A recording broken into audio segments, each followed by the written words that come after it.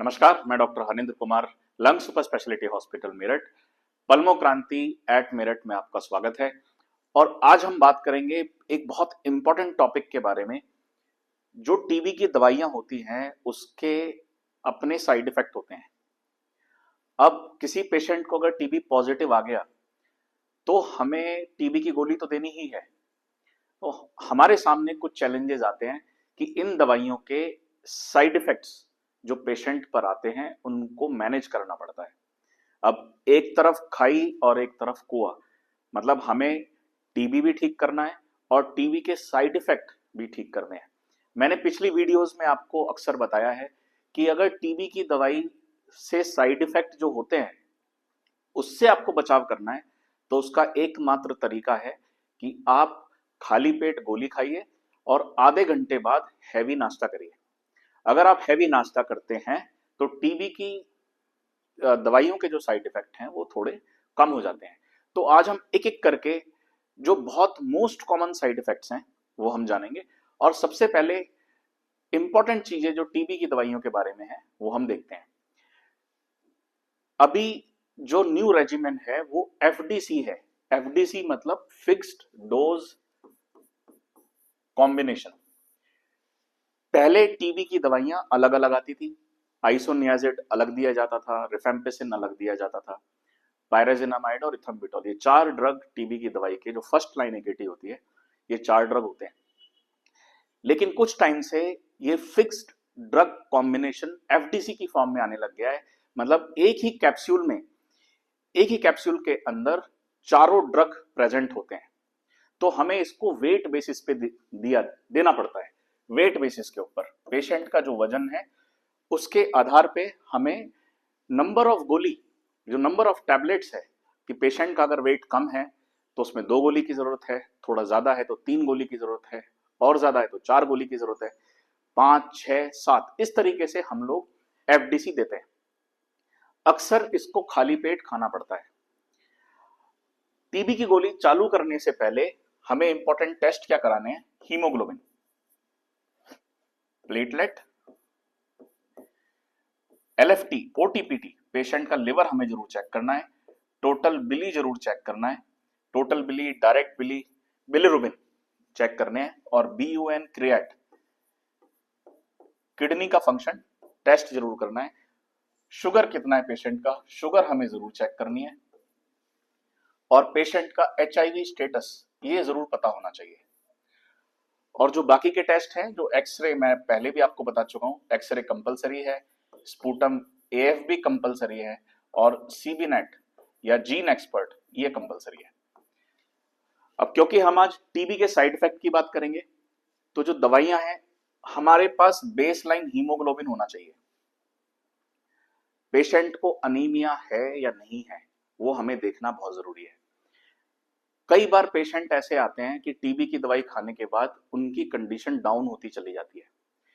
उसका main reason होता है कि टीबी की दवाइयां कई बार प्लेटलेट कम करती हैं, हीमोग्लोबिन कम करती हैं और टीएलसी कम करती हैं। मतलब पैनसाइटोपिनिया, ये एक वर्ड होता है, पैनसाइटोपिनिया, पैनसाइटोपिनिया या बायसाइटोपिनिया। मतलब अगर हीमोग्लोबिन कम हो रहा है, प्लेटलेट कम हो रही है और टीएलसी कम हो रही है, टोटल जो बॉडी के अंदर सेल्स होते हैं वो कम हो रहे हैं, अगर ये तीनों कम होते हैं तो इसको हम पैनसाइटोपिनिया बोलते हैं। और अगर इन तीनों में से दो चीज कम होती हैं तो हम उसको बाईसाइटोपिनिया बोलते हैं। तो कई बार हमने देखा है पेशेंट को कि टीबी की गोली चालू करने के बाद पेशेंट का हीमोग्लोबिन ड्रॉप करना स्टार्ट हो जाता है, पेशेंट के प्लेटलेट ड्रॉप होने स्टार्ट हो जाते हैं। तो ये बहुत इंपॉर्टेंट साइड इफेक्ट है। थ्रोम्बोसाइटोपिनिया, प्लेटलेट कम होना और हीमोग्लोबिन का कम होना, ये डायरेक्ट इंडिकेशन है you have to stop AKT. आपको टीबी की दवाई तुरंत होल्ड करनी है, डायग्नोस करना है कि सच में टीबी की दवाई से बोन मैरो सप्रेशन तो नहीं हो रहा है। जहां पर ये सेल्स बनते हैं वहां पर इस दवाइयों ने कुछ सप्रेशन तो नहीं किया है। क्योंकि अगर अनीमिया होता चला गया, प्लेटलेट कम होती चलेगी तो पेशेंट को ब्लीडिंग स्टार्ट हो जाएगी और पेशेंट को फायदा होने की जगह नुकसान होना स्टार्ट हो जाएगा। तो बेसलाइन हीमोग्लोबिन और platelet is very very compulsory. अगर टोटल लंग कैपेसिटी कम होती है, सॉरी, टोटल ल्यूकोसाइट काउंट कम होता है, जो सेल्स होते हैं अगर वो कम होते हैं तो हमारी बॉडी के सोल्जर्स कम हो गए, तो उसकी वजह से क्या होगा, बॉडी में सुपर एडेड इन्फेक्शन स्टार्ट हो जाएंगे और भी ज्यादा इन्फेक्शन स्टार्ट होने लगते हैं। तो ये एक बहुत कॉमन चीज है, आपको हीमोग्लोबिन चेक करना है, प्लेटलेट चेक करना है। मोस्ट कॉमन ड्रग जो कॉज करता है दैट इज रिफेम्पिसिन। तो रिफेम्पिसिन प्लस आइसोनियाजिड ये दोनों हमारे बोन मैरो सप्रेशन करते हैं। इसके बाद ओटीपीटी या टोटल बिली, मतलब आपको लिवर चेक करना है। तो एलएफटी, ये तो सबसे कॉमन साइड इफेक्ट मैं कहूंगा कि टीबी की दवाई जब भी चालू करते हैं पेशेंट को नोजिया फील होता है, उल्टी जैसा फील होता है, वॉमिटिंग आती है। तो हमें पेशेंट का बेसलाइन एलएफटी जरूर चेक करना है। पेशेंट अल्कोहल ले रहा है कि नहीं ले रहा है। अगर पेशेंट दारू पीता है तो वो टीबी की गोली नहीं झेल पाएगा, क्योंकि अल्कोहल से लिवर खराब होता है और टीबी की गोली लिवर पे साइड इफेक्ट करती हैं। तो इसलिए अल्कोहल इमीडिएटली बंद करना पड़ता है। तो अगर पहले से ही पेशेंट के ओटीपीटी डिरेंज हैं, लिवर एंजाइम्स डिरेंज हैं, तो most common drug rifampicin, isoniazid और पायराजिनामाइड, ये तीनों ड्रग हमारे लिवर को इफेक्ट करते हैं। हमें इमीडिएटली हेपेटोसेफ ड्रग पे जाना पड़ता है जो लिवर को नुकसान नहीं पहुंचाते। तो बहुत इंपॉर्टेंट होता है कि हमें लिवर एंजाइम्स जरूर जरूर चेक करनी है। इसके बाद इथम्बिटॉल का एक मैंने सेपरेट वीडियो बना रखी है। इथम्बिटॉल आंखों की रोशनी, ब्लाइंडनेस करता है। अगर टीबी की दवाइयां खाते हुए आंखों की रोशनी कम हो रही है, दिखाई देना कम हो रहा है, तो द कल्प्रिट इज इथम्बिटॉल। हमें इथम्बिटॉल को होल्ड करना पड़ता है। तो ये बहुत इंपॉर्टेंट साइड इफेक्ट हो जाते हैं। आइसोनियाजिड एक ऐसा ड्रग है जो विटामिन B6 को कम करता है।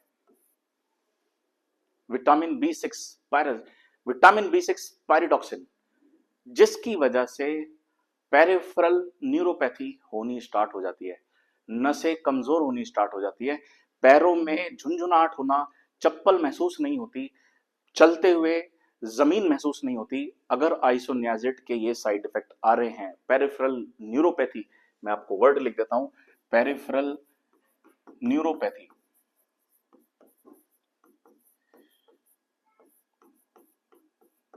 तो आपको इमीडिएटली आइसोनियाजिड को होल्ड करना है। और ये एक डिक्टम है कि आपको विटामिन B6 का सप्लीमेंट देना पड़ेगा। 40 mg हाफ डोज हमें देनी ही पड़ती है just to prevent this side effect. तो पेरिफेरल न्यूरोपैथी आइसोनियाजिड का एक बहुत कॉमन साइड इफेक्ट है, जिसके लिए हमें 40 mg पायरिडॉक्सिन हाफ डोज में डेली पेशेंट को देनी पड़ती है, ताकि आइसोनियाजिड का ये हमारे ऊपर साइड इफेक्ट ना आए। इसके बाद इंपॉर्टेंट होता है KFT। KFT मतलब किडनी फंक्शन टेस्ट। देखिए, किडनी फंक्शन टेस्ट ये एक बहुत ही ज्यादा इंपॉर्टेंट चीज हो जाती है कि टीबी की दवाइयां किडनी पर असर डालती हैं। तो अगर कोई पेशेंट को किडनी की बीमारी है, BUN क्रिएट बढ़ा हुआ है, तो आपको पायराजिनामाइड और इथम्बिटॉल इसकी डोज मॉनिटर करनी पड़ेगी, इसकी डोज को थोड़ा चेंज करना पड़ेगा।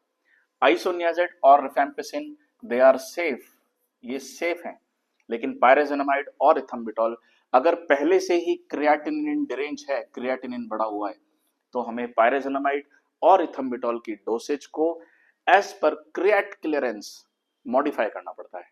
अगर हम इसको मॉडिफाई नहीं करेंगे तो पेशेंट का किडनी डैमेज बढ़ जाएगा और पेशेंट को डायलिसिस की भी जरूरत पड़ सकती है। तो ये बहुत इंपॉर्टेंट है कि हमें पहले KFT जरूर जरूर चेक करना है। अब एक बहुत इंपॉर्टेंट साइड इफेक्ट पर आते हैं, जिसके लिए हमारे पास क्वेरी भी आया था कि टीबी की दवाई लेने से जॉइंट पेन में बहुत ज्यादा बढ़ोतरी हो जाती है, जॉइंट पेन स्टार्ट हो जाते हैं। तो the culprit is pyrazinamide. The culprit is pyrazinamide.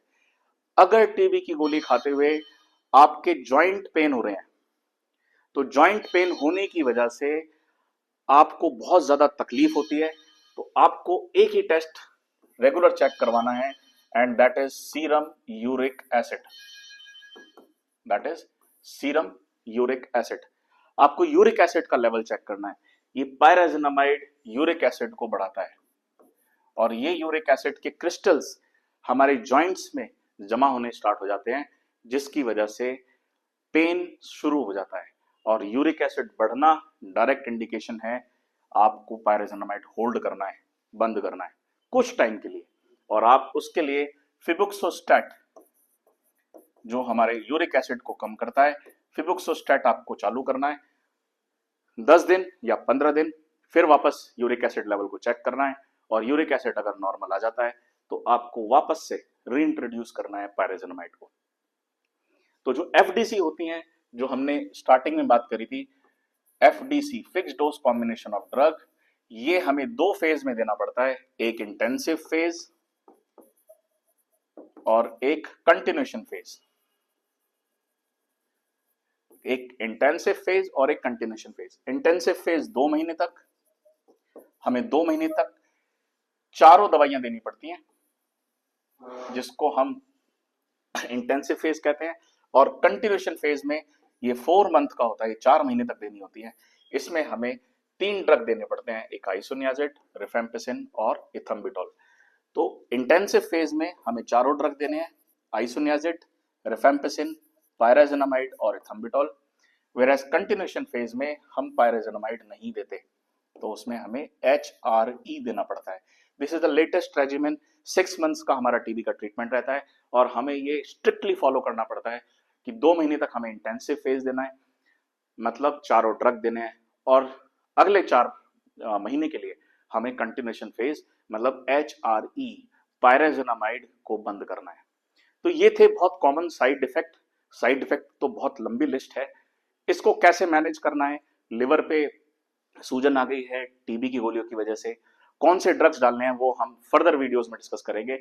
आज के लिए इतना ही, और शायद आपको ये वीडियो पसंद आए। बहुत ही इंफॉर्मेटिव और बहुत इंपॉर्टेंट वीडियो है, क्योंकि ट्यूबरकुलोसिस हमारे इंडिया में सबसे ज्यादा कॉमन है और टीबी के साइड इफेक्ट, टीबी की दवाइयों के साइड इफेक्ट को मैनेज करना ये कोई आसान काम नहीं है। इसके लिए बहुत ज्यादा मेहनत करनी पड़ती है और ऐसी दवाइयां हैं कि आप फायदा भी दे रहे हो और एक तरीके से आप नुकसान भी कर रहे हो।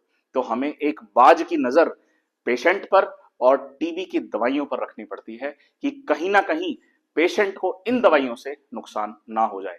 सो फाइनली मैं बस आपको इतना ही कहना चाहूंगा कि टीबी की दवाइयों के साइड इफेक्ट को जानें और उनको डॉक्टर को जरूर बताएं। एक इंपॉर्टेंट चीज जो मैं बताना भूल गया, टीबी की दवाई खाने से पेशाब का रंग ऑरेंज आता है, फेंटा कलर का आता है, वो नॉर्मल है। तो पेशेंट कई बोलते हैं कि टीबी की दवाई हमने स्टार्ट करी और हमारे पेशाब में खून आना स्टार्ट हो गया। वो खून नहीं होता, आपका जो पेशाब है उसका कलर चेंज हो जाता है और उसका कल्प्रिट है रिफेम्पिसिन। रिफेम्पिसिन पेशाब के रंग को ऑरेंज करता है। अगर आप लेंस लगाते हैं तो लेंस भी आपके ऑरेंज कलर के हो जाएंगे। तो ये कलर छोड़ता है, ये एक दवाई है रिफेम्पिसिन जो अपना एक कलर छोड़ती है। तो ये एक कॉमन साइड इफेक्ट है, साइड इफेक्ट तो नहीं कहेंगे, ये इसका इफेक्ट है, तो जिससे हमारी बॉडी पर कुछ भी हानि नहीं होती। सो फाइनली थैंक यू, और आप इस वीडियो को देखिए और भी जानकारी के लिए आप मेरे चैनल को फॉलो करिए, सब्सक्राइब करिए। Thank you.